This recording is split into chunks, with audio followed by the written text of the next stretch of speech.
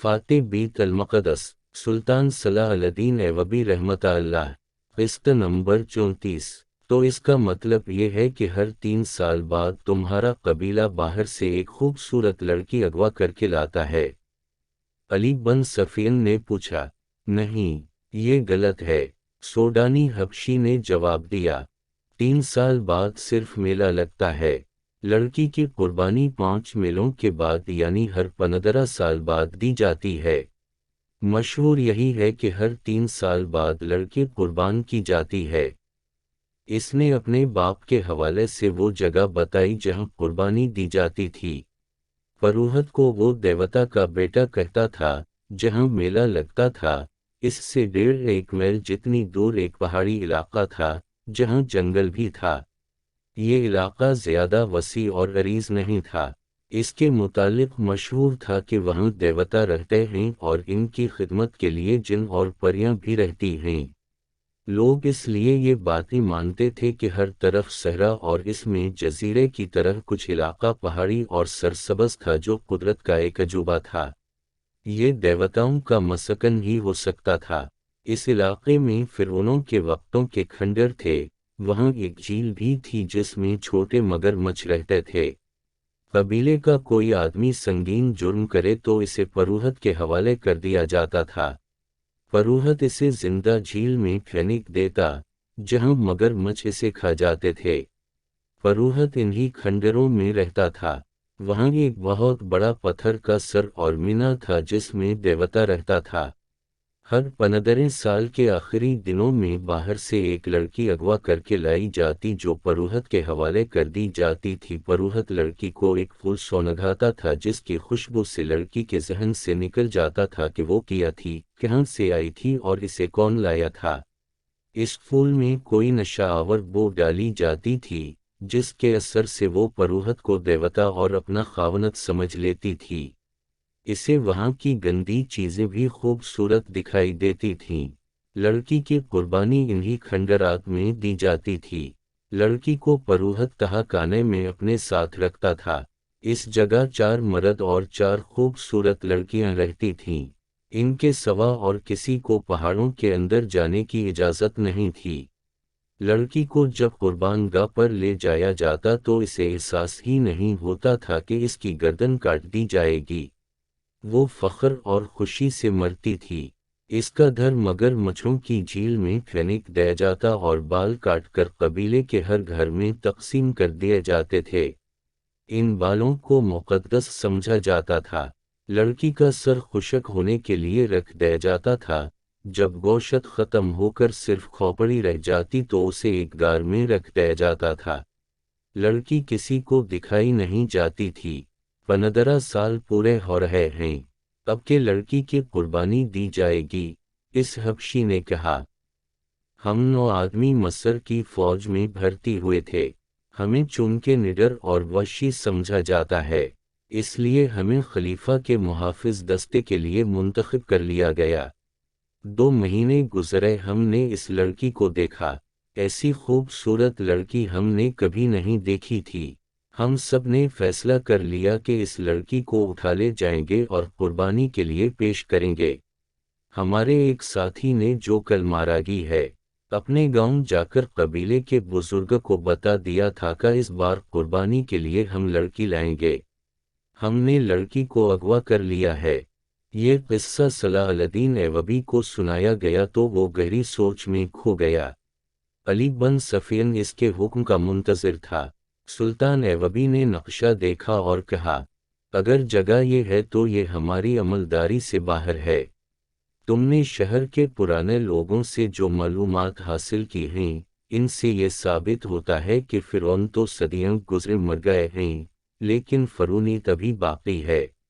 بحیثیت مسلمان ہم پر فرض عائد ہوتا ہے کہ ہم اگر دور نہ پہنچ سکیں تو قریبی پڑوس سے تو کفر اور شرک کا خاتمہ کریں۔ آج تک معلوم نہیں کتنے والدین کی معصوم بیٹیاں قربان کی جا چکی ہیں اور اس میلے میں کتنی بیٹیاں اغوا ہو کر فروخت ہو جاتی ہیں۔ ہمیں دیوتاؤں کا تصور ختم کرنا ہے۔ لوگوں کو دیوتاؤں کا تصور دے کر نام نہاد مذہبی پیشوا لڑکیاں اغوا کروا کے بدکاری اور عیاشی کرتے ہیں۔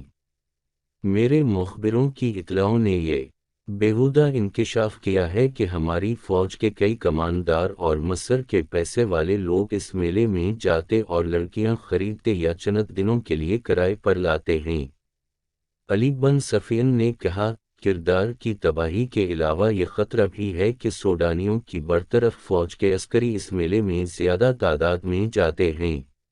ہماری فوج اور ہمارے دوسرے لوگوں کا سوڈانی سابقہ فوجیوں کے ساتھ ملنا جلنا اور جشن منانا ٹھیک نہیں۔ یہ مشترکہ تفریح ملک کے لیے خطرناک ثابت ہو سکتی ہے۔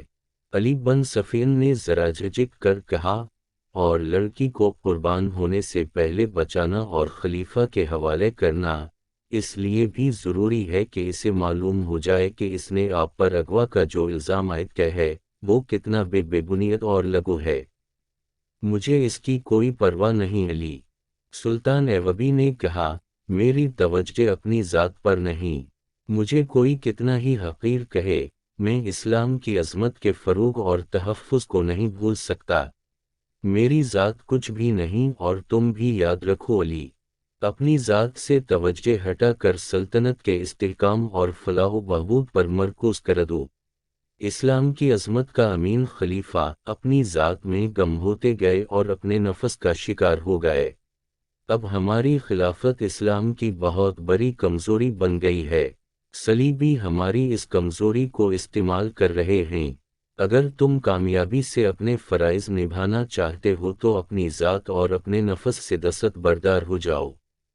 خلیفہ نے مجھ پر جو الزام عائد کیا ہے، اسے میں نے بڑی مشکل سے برداشت کیا ہے۔ میں اوچھے وار کا جواب دے سکتا تھا، مگر میرا وار بھی اوچھا ہوتا۔ پھر میں ذاتی سیاست بازی میں الجھ جاتا۔ مجھے خطرہ یہی نظر آ رہا تھا کہ ملت اسلامیہ کسی دور میں جا کر اپنے ہی حکمرانوں کی ذاتی سیاست بازی و خود پسندی، نفس پرستی اور اقتدار کی ہوس کی نظر ہو جائے گی۔ گستاخی کی معافی چاہتا ہوں محترم امیر، علی بن سفین نے کہا، اگر آپ اس لڑکی کو قربان ہونے سے بچانا چاہتے ہیں تو حکم صادر فرمائیے۔ وقت بہت تھوڑا ہے، پرسوں سے میلہ شروع ہو رہا ہے۔ فوج میں یہ حکم فوراً پہنچا دو کہ اس میلے میں کسی فوجی کو شریک ہونے کی اجازت نہیں۔ سلطان ایوبی نے نائب سالار کو بلا کر کہا، خلاف ورزی کرنے والے کو اس کے عہدے اور رتبے سے قطع نظر 50 کوڑے سرعام لگائے جائیں گے۔ اس حکم کے بعد سکین بننے لگی۔ متعلقہ حکام کو سلطان ایوبی نے بلایا تھا۔ اس نے سب سے کہا تھا کہ ہمارا مقصد یہ ہے کہ اس طلسم کو توڑنا ہے۔ یہ جگہ فرونیت کی آخری نشانی معلوم ہوتی ہے۔ وہلے فوج کشی زیر بحث آئی جو اس وجہ سے خارج از بحث کر دی گئی کہ اسے اس قبیلے کے لوگ اپنے اوپر باقاعدہ حملہ سمجھیں گے۔ لڑائی ہوگی جس میں میلہ دیکھنے والے بے گناہ لوگ بھی مارے جائیں گے اور عورتوں اور بچوں کے مارے جانے کا خطرہ بھی ہے۔ یہ حل بھی پیش کیا گیا کہ اس سوڈانی حبشی کو ساتھ لے جانا پسند نہیں کیا کیونکہ دھوکے کا خطرہ تھا۔ اس وقت تک سلطان ایوبی کے حکم کے مطابق چھاپا ماروں اور شبخون مارنے والوں جنگجوؤں کا ایک دستہ تیار کیا جا چکا تھا۔ اسے مسلسل جنگی مشقوں سے تجربہ کار بنا دیا گیا تھا کہ وہ جانبازوں کا دستہ تھا جنہیں جذبے کے لحاظ سے اس قدر پختہ بنا دیا گیا تھا کہ وہ اس پر فخر محسوس کرنے لگے کہ انہیں جس مہم پر بھیجا جائے گا اس زندہ واپس نہیں آئیں گے۔ نائب سالار الناصر اور علی بن سفین کے مشوروں سے یہ طے ہوا کہ صرف 12 چھاپا مار اس پہاڑی جگہ کے اندر جائیں گے جہاں پروہت رہتا ہے اور لڑکی قربان کی جاتی ہے۔ حبشی کی دی ہوئی معلومات کے مطابق اس رات میلے میں زیادہ رونق ہوتی ہے کیونکہ وہ میلے کی آخری رات ہوتی ہے۔ قبیلے کے لوگوں کے سوا کسی اور کو معلوم نہیں ہوتا کہ لڑکی قربان کی جا رہی ہے۔ جسے معلوم ہوتا ہے وہ یہ نہیں جانتا کہ قربان گاہ کہاں ہے۔ ان معلومات کی روشنی میں یہ طے کیا گیا کہ 500 سپاہی میلہ دیکھنے والوں کے بھیس میں تیگہ و تلواروں سے مسلح ہو کر اس رات میلے میں موجود ہوں گے۔ ان میں سے 200 کے پاس تیر کمان ہوں گے۔ اس زمانے میں ان ہتھیاروں پر پابندی نہیں تھی۔ چھاپا ماروں کے ذہنوں میں واضح تصور کی صورت میں جگہ نقش کر دی جائے گی۔ وہ براہ راست حملہ نہیں کریں گے، چھاپا ماروں کی طرف پہاڑی علاقے میں داخل ہوں گے، پہرہ داروں کو خاموشی سے ختم کریں گے اور اصل جگہ پہنچ کر اس وقت حملہ کریں گے جب لڑکی قربان گاہ میں لائی جائے گی۔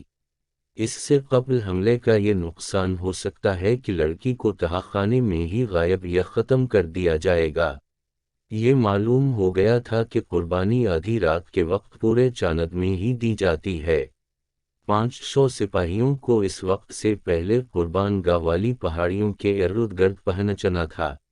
چھاپا ماروں کے لیے گھیرے میں آ جانے یا مہم ناکام ہونے کی صورت میں یہ ہدایت دی گئی کہ وہ فلیتے والا ایک آتشی تیر اوپر کو چلائیں گے۔ اس تیر کا شعلہ دیکھ کر یہ 500 نفری حملہ کر دے گی۔ اسی وقت 12 جانباز منتخب کر لیے گئے اور اس فوج میں سے جو 2 سال پہلے نور الدین زنگی نے سلطان ایوبی کی مدد کے لیے بھیجی تھی، 500 ذہین اور بے خوف سپاہی، عہدیدار اور کماندار منتخب کر لیے گئے۔ یہ لوگ عرب سے آئے تھے، مصر اور سوڈان کی سیاست بازیوہ اور عقائد کا ان پر کچھ اثر نہ تھا۔ وہ صرف اسلام سے آگاہ تھے اور یہی ان کا عقیدہ تھا۔ وہ ہر اس عقیدے کے خلاف اٹھ کھڑے ہوتے تھے جو کہ توحید اور رسول کی عظیم سنت کے خلاف سمجھتے تھے۔ انہیں بتایا گیا کہ وہ ایک باطل اور مشرکانہ عقیدے کے خلاف لڑنے جا رہے ہیں اور ہو سکتا ہے کہ انہیں اپنے سے زیادہ نفری سے مقابلہ کرنا پڑے اور لڑائی خونریز ہو، اور یہ بھی ہو سکتا ہے کہ ان کے سامنے کوئی ٹھہر ہی نہ سکے اور بغیر لڑائی کے مہم سر ہو جائے۔ انہیں جنگی حربے سمجھا دیے گئے اور ان کے ذہنوں میں پہاڑی علاقے کا اور ان پہاڑیوں کی بلندی جو زیادہ نہیں تھی اور ان میں گھری ہوئی قربان گاہ کا تصور بٹھا دیا گیا۔ 12 جنگجو جانبازوں کو بھی ان کے ہدف کا تصور دیا گیا۔ انہیں ٹریننگ بڑی سختی سے دی گئی تھی۔ پہاڑیوں پر چڑھنا اور ریگستانوں میں دوڑنا، بھوک اور پیاس ان کی طرف برداشت کرنا ان کے لیے مشکل نہیں تھا۔ قربانی کی رات کو 6 روز باقی تھے۔ 3 دن اور 3 راتیں چھاپا ماروں اور 500 سپاہیوں کو مشق کرائی گئی۔ چوتھے روز چھاپا ماروں کو اونٹوں پر روانہ کر دیا گیا۔ اونٹوں کی میانہ چال سے 1 دن اور آدھی رات کا سفر تھا۔ شتر بانوں کی حکم دیا گیا تھا کہ چھاپا ماروں کو پہاڑی علاقے سے دور جہاں وہ کہیں اتار کر واپس آ جائیں۔ 500 کے دستے کو تماشائیوں کے بھیس میں 2-2 4-4 ٹولیوں میں گھوڑوں اور اونٹوں پر روانہ کیا گیا۔ انہیں جانور اپنے ساتھ رکھنے تھے۔ ان کے ساتھ ان کے کماندار بھی اسی بھیس میں چلے گئے۔ میلے کی آخری رات تھی، پورا چاند ابھرتا آ رہا تھا۔ صحرا کی فضا شیشے کی طرح شفاف تھی۔ میلے میں انسانوں کے ہجوم کا کوئی شمار نہ تھا۔ کہیں نیم برہنہ لڑکیاں رقص کر رہی تھیں اور کہیں گانے والیوں نے مجمع لگا رکھا تھا۔ سب سے زیادہ بھیڑ اس چبوترے کے ارد گرد تھی جہاں لڑکیاں نیلام ہو رہی تھیں۔ ایک لڑکی کو چبوترے پر لایا جاتا، گاہک اسے ہر طرف سے دیکھتے، اس کا منہ کھول کر دانت دیکھتے، بالوں کو الٹا پلٹا کر دیکھتے، جسم کی سختی اور نرمی محسوس کرتے اور بولی شروع ہو جاتی۔ وہاں جوا بھی تھا، شراب بھی تھی، اگر وہاں نہیں تھا تو قانون نہیں تھا۔ پوری آزادی تھی۔ دور دور سے آئے ہوئے لوگوں کے خیمے میلے کے ارد گرد نصب تھے۔ تماشائی مذہب اور اخلاق کی پابندیوں سے آزاد تھے۔ انہیں معلوم نہیں تھا کہ ان سے تھوڑی ہی دور جو پہاڑیاں ہیں، ان میں ایک خوبصورت لڑکی کو ذبح کرنے کے لیے تیار کیا جا رہا ہے اور وہاں ایک انسان دیوتا بنا ہوا ہے۔ وہ اتنا ہی جانتے تھے کہ ان پہاڑیوں میں گھرا ہوا علاقہ دیوتاؤں کا پایا تخت ہے، جہاں جن اور بھوت پہرا دیتے ہیں اور کوئی انسان وہاں جانے کی سوچ بھی نہیں سکتا۔ انہیں یہ معلوم نہ تھا کہ ان کے درمیان اللہ کے 500 مجاہدین گھوم پھر رہے ہیں اور 12 انسان دیوتاؤں کے پایا تخت کی حدود میں داخل ہو چکے ہیں۔ صلاح الدین ایوبی کے 12 چھاپا ماروں کو بتایا گیا تھا کہ پہاڑیوں کے اندرونی علاقے میں داخل ہونے کا راستہ کہاں ہے، لیکن وہاں سے وہ داخل نہیں ہو سکتے تھے کیونکہ وہاں پہرے کا خطرہ تھا۔ इन्हें बहुत दुश्वार रास्ते से अंदर जाना था। इन्हें बताया गया था कि पहाड़ों के इर्द गिर्द कोई इंसान नहीं होगा, मगर वहां इंसान मौजूद थे, जिसका मतलब ये था कि इस हबशी ने अली बन सफियन को गलत बताया था कि इस इलाके के गिर्द कोई पहरा नहीं होता। पहाड़ियों का खित्ता 1 मील भी लंबा नहीं था और उसे कद्र चौड़ा था। वो चूंकि तरबियत याफ्ता छापा मारत है, इसलिए वो बिखर कर और एहतियात से आगे गए थे। एक छापा मार को इत्तेफाक से एक दरख्त के करीब एक मुतहर्रिक साया नजर आया। छापा मार छपता और रेंगता इसके अक़ब में चला गई। करीब जाकर इस पर झपट पड़ा। इसकी गर्दन बाजू के शिकंजे में लेकर खंजर की नोक इसके दिल पर रख दी। गर्दन ढीली छोड़कर इससे पूछा कि तुम यहाँ क्या कर रहे हो और यहाँ क्यों कसम का पहरा है। वो हबशी था। छापा मार अरबी बोल रहा था जो हबशी समझ नहीं सकता था। इतने में एक और छापा मार आ गया। इसने भी खंजर हबशी के सीने पर रख दिया। इन्होंने इशारों से पूछा तो हबशी ने इशारों में जवाब दिया, जिससे शक होता था कि यहाँ पहरा मौजूद है। इस हबशी की शर्त काट दी गई और छापा मार और ज्यादा मुहतात होकर आगे बढ़े। यकलखत जंगल आ गया। आगे पहाड़ी थी। चांद ऊपर उठता आ रहा था, लेकिन दरख्तों और पहाड़ियों ने अंधेरा कर रखा था। वो पहाड़ी पर एक दूसरे से जरा दूर ऊपर चढ़ते गए। अंदर के इलाके में जहां लड़की को परूहत के हवाले किया गया था वहां कुछ और ही सरगर्मियां थीं। पत्थर के चेहरे के सामने चबूतरे पर एक कालीन बिछा हुआ था। इस पर चौड़े फल वाली तलवार रखी थी। इसके करीब एक चौड़ा बर्तन रखा था और कालीन पर फूल बिखरे हुए थे। इसके करीब आग जल रही थी। चबूतरे के चारों किनारों पर दिए जलाकर चिरागां किया गया था। वहां 4 लड़कियां घूम फिर रही थीं। 4 हबशी भी थे, जिन्होंने कंधों से टखनों तक सफेद चादरें लपेट रखी थी। उमरारा तहा खाने में परूहत के साथ थी। परूहत इसके बालों से खेल रहा था और वो मखमूर आवाज में कह रही थी, मैं अंगोक की माँ हो, तुम अंगोक के बाप हो, मेरे बेटे मसर और सोडान के बादशाह बनेंगे। मेरा खून इन्हें पिला दो, मेरे लंबे लंबे सुनहरी बाल इनके घरों में रख दो। तुम मुझसे दूर क्यों हट गए हो? मेरे करीब आओ। फरूहत इसके जिस्म पर तेल की तरह कोई चीज मलने लगा।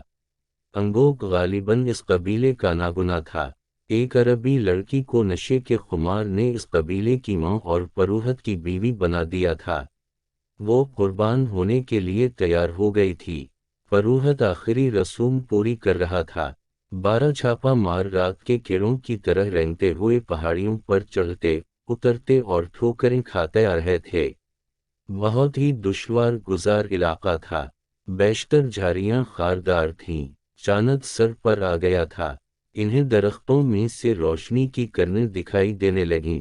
इन किरणों में इन्हें एक हबशी खड़ा नजर आया, जिसके एक हाथ में बरछी और दूसरे में लंबूतरी ढाल थी। वो भी देवताओं के पाया तख्त का पहरादार था। इसे खामोशी से मारना जरूरी था। वो ऐसी जगह खड़ा था जहां इस पर अकब से हमला नहीं किया जा सकता था। आमने सामने का मुकाबला मौजूद नहीं था। एक छापा मार झाड़ियों में छपकर बैठ गया। दूसरे ने इसके सामने एक पत्थर फेंका, जिसने गिरकर और लुढ़क कर आवाज पैदा की। हबशी बदका और इस तरफ आया। वो जूही झाड़ी में छपे हुए छापा मार के सामने आया। उसकी गर्दन एक बाजू के शिकंजे में आ गई और एक खंजर इसके दिल में उतरेगी। छापा मार कुछ देर वहां रुके और एहतियात से आगे चल पड़े। उमरारा कुर्बानी के लिए तैयार हो चुकी थी। फरूहत ने आखिरी बार इसे अपने सीने से लगाया और इसका हाथ थाम कर सीढ़ियों की तरफ चल पड़ा। बाहर के 4 हबशी मर्दों और लड़कियों को पत्थर के सर और चेहरे के मीना में से रोशनी नजर आई तो वो मीना के सामने सजदे में गिर गए। फरूहत ने अपनी जबान में एक ऐलान किया और पत्थर के मीना से उतर आया। उमरारा इसके साथ थी। इसे वो कालीन पर ले गया। मर्द और लड़कियां इसके इर्द गिर्द खड़ी हो गईं। उमरारा ने अरबी जबान में कहा, मैं अंगोक के बेटों और बेटियों के लिए अपनी गर्दन कटवा रही हूँ। मैं इनके गुनाहों का किफारा अदा कर रही हूँ। मेरी गर्दन काट दो, मेरा सर अंगोक के देवता के कदमों में रख दो। देवता इस सर पर मसर और सौडान का ताज रखेंगे। चारों आदमी और लड़कियां एक बार फिर सजदे में गिर गईं। फरूहत ने उमरारा को कालीन पर दौजानू बिठाकर इसका सर आगे झुका दिया और वो तलवार उठा ली, जिसका फल पूरे हाथ जितना चौड़ा था। एक छापा मार जो सबसे आगे था रुक गया। इसने सर गोशी करके पीछे आने वाले को रोक लिया। पहाड़ी की बुलंदी से इन्हें चबूतरा और पत्थर का सर नजर आया। चबूतरे पर एक लड़की दोजानू बैठी थी, जिसका सर झुका हुआ था। शफ्फाफ चांदनी, चिरागां और बड़ी मशालों ने सूरज की रोशनी का समा बना रखा था। लड़की के पास खड़े आदमी के हाथ में तलवार थी। दौजानू बैठी हुई लड़की बरहना थी। इसके जिस्म का रंग बता रहा था कि हबशे कबीले की लड़की नहीं। छापा मार दूर थे और बुलंदी पर भी थे, वहां से तीर खता जाने का खतरा था, मगर वो जिस पहाड़ी पर थे, इसके आगे ढलान नहीं थी, बल्कि सीधी दीवार थी जिससे उतरना नामुमकिन था। वो जान गए कि लड़की कुर्बान की जा रही है और इसे बचाने के लिए वक्त इतना थोड़ा है कि वो उड़कर ना पहुंचे तो इसे बचा नहीं सकेंगे। इन्होंने चोटी से नीचे देखा। चांदनी में इन्हें एक झील नजर आई। इन्हें बताया गया था कि वहां एक झील है जिसमें मगरमच्छ रहते हैं। दाएं तरफ ढलान थी, लेकिन वो भी तकरीबन दीवार की तरह थी। वहां झाड़ियां और दरख्त थे। इन्हें पकड़ पकड़ कर और एक दूसरे के हाथ थाम कर दौड़ ढलान उतरने लगे। इनमें से आखिरी जांबाज ने इत्तेफाक से सामने देखा। चांदनी में सामने की चोटी पर इसे एक हबशी खड़ा नजर आया। इसके एक हाथ में ढाल थी और दूसरे हाथ में बरछी, जो इसने तीर की तरह फेंकने के लिए तान रखी थी। छापा मारून पर चांदनी नहीं पड़ रही थी। हबशी अभी शक में था। आखिरी छापा मारने कमान में तीर डाला। रात की खामोशी में कमान की आवाज सुनाई दी। तीर हबशी की शरग में लगा और वो लुढ़कता हुआ नीचे आ रहा। छापा मार ढलान उतरते गए। गिरने का खतरा हर कदम पर था। फरूहत ने तलवार की धार उमरारा की गर्दन पर रखी और ऊपर उठाई। लड़कियों और मर्दों ने सजदे से उठकर दो जानों बैठते हुए पुरसोस और धीमी आवाज में कोई गाना शुरू कर दिया। ये एक गूंज थी जो इस दूनी की नहीं लगती थी। पहाड़ियों में घिरी हुई इस तंग सी वादी में ऐसा तलस्सम तारी हुआ जा रहा था जो बाहर के किसी भी इंसान को यकीन दिला सकता था कि ये इंसानों की नहीं, देवताओं की सरजमीन है। फरूहत तलवार को ऊपर ले गया। अब तो एक दो सांसों की देर थी। सिलसिला जारी है।